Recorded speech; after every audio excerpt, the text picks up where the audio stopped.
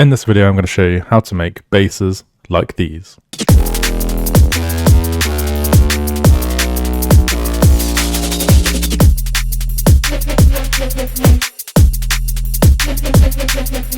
All the presets used in this video are available in my Jump Up D&B sample pack. Feel free to get the pack and follow along, or just follow along on Serum.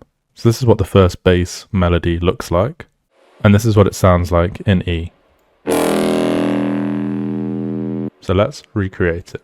So we want to start with an initialized patch, and then we want to choose basic shapes, put it down 2 octaves, and turn the rand off. And that's just going to get you like a subby sound. Next, we want to turn on oscillator B and go into the digital section and find crush wub. We're going to put this down -2, and then we're going to turn the wavetable position up to about 75. Then we're going to turn the rand off as well, and we're also going to turn the level off. That's because we're going to use this later for FM synthesis. Next, we're going to come down to the envelope, and we're just going to turn the attack up on the envelope to about 150.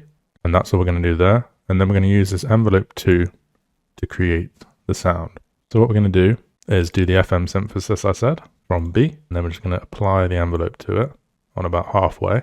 And then we're going to turn the attack up, turn up the delay a little bit to 1.5-ish. And then we're going to turn the sustain all the way down. And then what we can do on here is just adjust this to around about here. And then we should have something that sounds like this. Now we can get even more sound out of this by applying the envelope 2 to the level of oscillator B. Now let's go into the effects tab, and we're going to turn on the distortion, and we're going to apply sine shaper.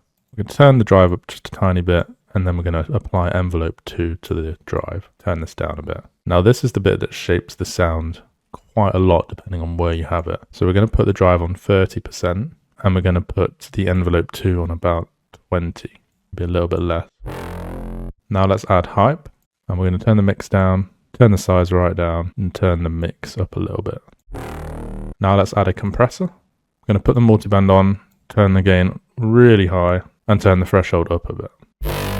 Next we're going to add an EQ, and we're going to apply envelope 2 again to the frequency here. Then we're going to pick the low pass filter and turn the Q down. Now we're going to come back to the oscillator, and we're going to add a little bit of noise. So we can use bright white. And then you can just do this to taste. Maybe turn it right down to about 5%. So right now you should have something that sounds like this. But now we've got post-processing to add. First things first, I'm going to add OTT on these settings. Then we're going to add some Pro Q to cut out the low end. And then we're going to add Saturn 2 on 45 demo MDB setting and just adjust these accordingly, like this.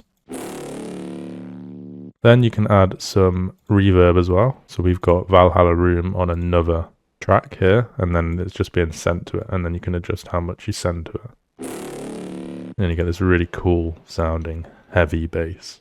And then of course we've put a sub bass underneath it. So this sub bass we've used under both basses, and it looks something like this. So it's just a sine wave and then an inharmonic, and then it's just on the levels like this, and there's a downsample filter and an EQ on it. And one thing you'll notice in the second bass, which we'll move on to now, is the sub comes in first,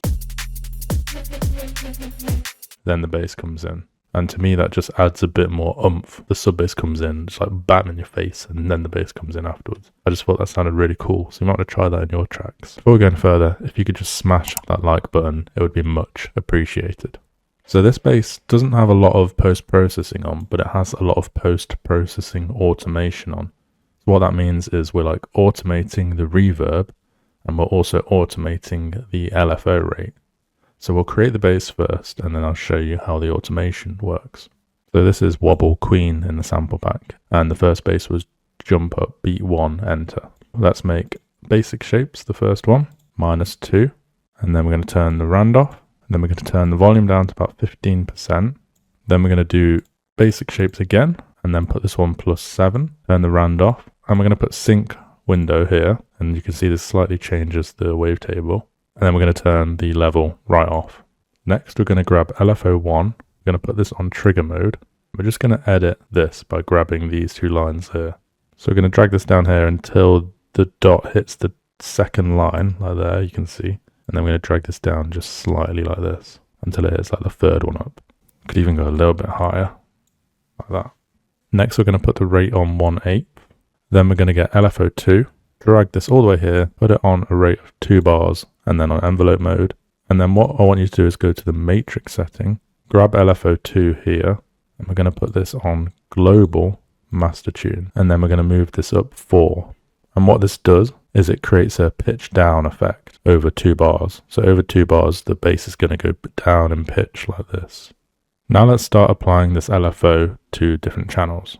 So we want LFO1 to the level, and then we want LFO2 on the sync window to about 42%, and then we want it on this level at about 90%, and you should start to be able to hear the sound coming out. Now let's add a filter. We're just going to turn A off and turn B on. We're going to go to MISC and turn on reverb. Then we're going to turn the cutoff down, then the drive up a bit. You can hear it does a little bit of change to it there. Now let's go to the post-processing tab and we're going to pick a distortion, and we're just going to pick tape saturation. And we're going to turn the drive up quite a bit. And you can hear the sound coming through now a lot more. Next, let's add a chorus. We're just going to turn the depth down a little bit and the low pass filter down a little bit. Then let's add some compression. I'm going to turn multiband on and not change anything. And let's add a hyper, put this up to the top, and just turn the mix down slightly. You see all these effects are doing tiny little bits and slowly building the sound up. This is what we want. Now let's grab an EQ, turn the low EQ level and the gain down,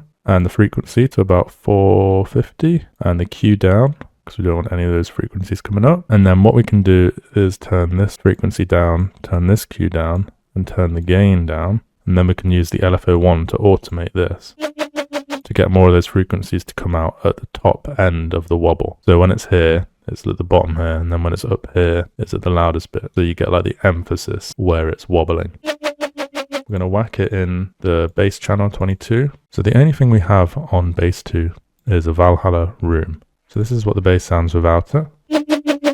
This is what it sounds with it. So it's a very tiny change. It's actually quite hard to hear, but it does add another level to it. And then what we actually have further on is we have the bass again being sent to this reverb, bass reverb channel on a separate reverb here. So the same reverb as bass 1 was, just being sent to it more, because you can see it's on 108%. And then we have this reverb being automated. So watch what happens here. You can see I'm automating the decay.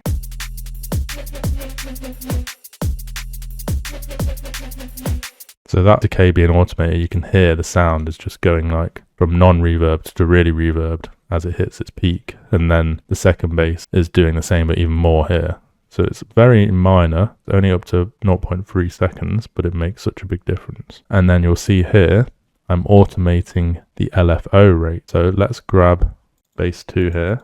Watch what this rate does here when I play it.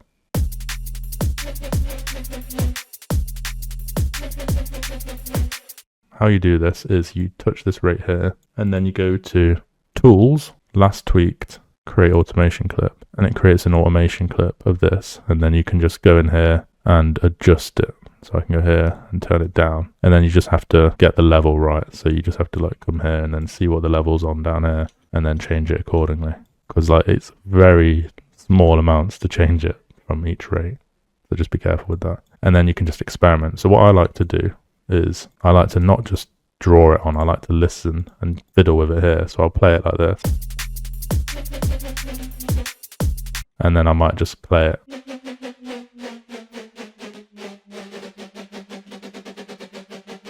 And find what sounds good. Or I'll just do it in my head and then adjust it on here afterwards. So I'll think, what would sound good if I did it in my head? Play it over and over in my head, and then come on here and draw it on. So it's up to you, whichever method works best for you. Another way of getting the rate up as well is to click on here, go into here, and then go browse parameters. And then it brings all of them up on the side, and you can just right click it, create automation clip here. And it also gives you all these options along here. You can see how much you can automate in Serum. It's crazy. I'm really pleased with how both sounds came out. And I hope you start using these automation tips because it can help you create some really unique sounds. And in my opinion, when you start using automation, things like this, it's what takes your sound design to the next level. Thank you for watching. If you haven't already, please check out the Jump Up D&B sample pack, link down below. Let me know in the comments what you thought of these basses. Do they work well in your tracks? Did you manage to create any other unique sounds from them? Really interested to hear. And I'll see you all in the next one.